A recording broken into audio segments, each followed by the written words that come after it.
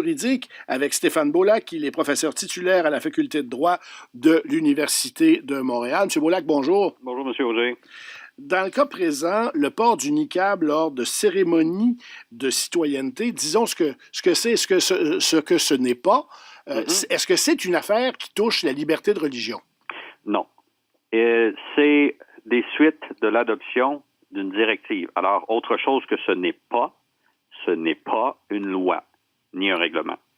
Alors, c'est essentiellement une politique ministérielle qui a été adoptée il y a quelque temps qui précise que lors de la cérémonie, le visage doit être à découvert. Alors ici, Madame souhaite porter le niqab.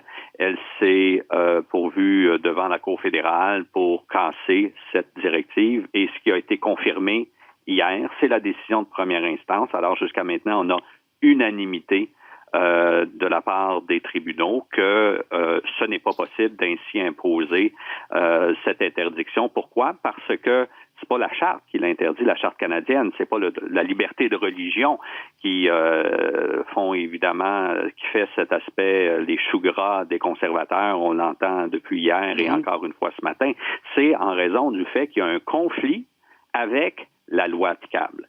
Dans un cas de conflit entre une directive administrative et un règlement, de toute évidence, le règlement l'emporte. Et le règlement en question permet justement de respecter, en fait, oblige les fonctionnaires à respecter les convictions religieuses lors de ce traitement de cette cérémonie de citoyenneté. Mais un règlement, ça se fait par le cabinet fédéral. Donc, le cabinet fédéral avait tout le loisir d'amender le règlement. On n'a pas besoin de passer par la Chambre des communes. Ça se fait strictement dans une réunion de cabinet. Ça se fait en 5 minutes, si on veut. C'est pas tout à fait, M. Auger, aussi simple que ça, parce que la validité d'un règlement est tributaire de sa législation habilitante. Hey, là, ça paraît un peu jargon juridique, là, mais pour simplifier, à l'essentiel, c'est que le cabinet, les ministres, le ministre responsable ici peut pas demain matin se réveiller puis décider d'adopter un règlement. Ça doit être fondé, être habilité par une loi. Or, ici, la loi, non seulement est-ce que ça n'habilite pas le gouvernement de procéder de cette façon-là, mais ça dit exactement le contraire. Alors, c'est vrai, comme le souligne M. Lebel, qu'on pourrait modifier la loi, mais vraisemblablement, si on va de l'avant, on va devoir aborder, ce qui n'est pas fait, je le répète, dans les décisions des tribunaux dans cette affaire, la Cour fédérale et la Cour fédérale d'appel, c'est strictement sur la base de la légalité. L'absence de l'égalité quant à la directive, c'est ça qui a été cassé par les tribunaux. Mais si c'est juste une affaire de directive ministérielle, pourquoi amener ça en Cour suprême? Pourquoi ne pas dire tout simplement, comme M. Lebel a promis que le projet de loi qui a été déposé au dernier jour de la session va être adopté dans les 100 premiers jours d'un gouvernement conservateur? Pourquoi attendre des délais de Cour suprême quand on pourrait dire on va tout simplement adopter le projet de loi? Ben, on fait durer le plaisir, j'aurais le goût de dire, mais vous demanderez à votre autre invité, Emmanuel Latraverse, parce que ça touche évidemment les aspects politiques du dossier. Moi, je vais me borner aux aspects juridiques, mais pour revenir justement à cette proposition de revenir annoncée ce matin par M. Lebel, modifier la législation, j'espère qu'on va poser la question à M. Lebel et les autres représentants du Parti conservateur pour savoir s'ils sont prêts à aller aussi loin que d'invoquer l'article 33, la clause dérogatoire, la fameuse clause non-obstant, on l'appelle souvent aussi, parce que c'est clair que si on veut imposer par la loi une telle façon de faire, une telle limite à la liberté de religion, mais ça va être en claire violation des libertés fondamentales, précisément ici, la liberté de religion.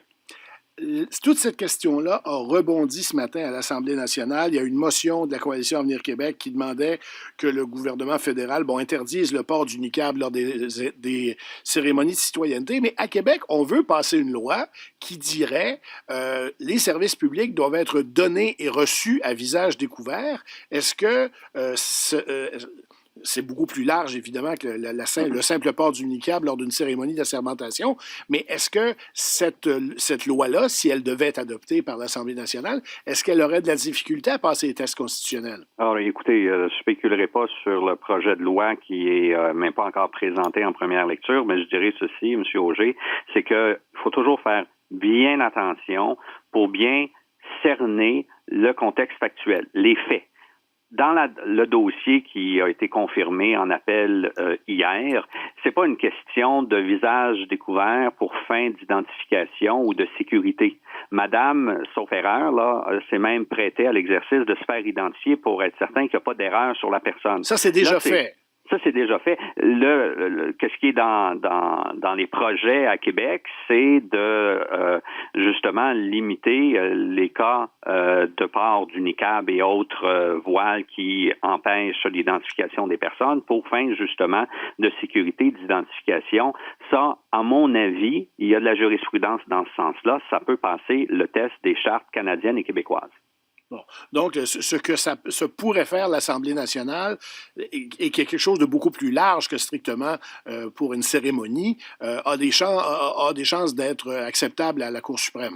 Oui, mais encore une fois, la nuance ici est importante. Peut-être plus large dans sa portée, dans le sens que ça ne serait pas juste pour des cérémonies protocolaires, mais toutefois plus ciblée pour viser un objectif qui a déjà été considéré par les tribunaux comme étant valable, c'est-à-dire d'identification et de sécurité. D'accord. Stéphane Beaulac, professeur titulaire à la Faculté de droit de l'Université de Montréal, merci beaucoup d'avoir été avec nous. Au plaisir, monsieur. Au revoir.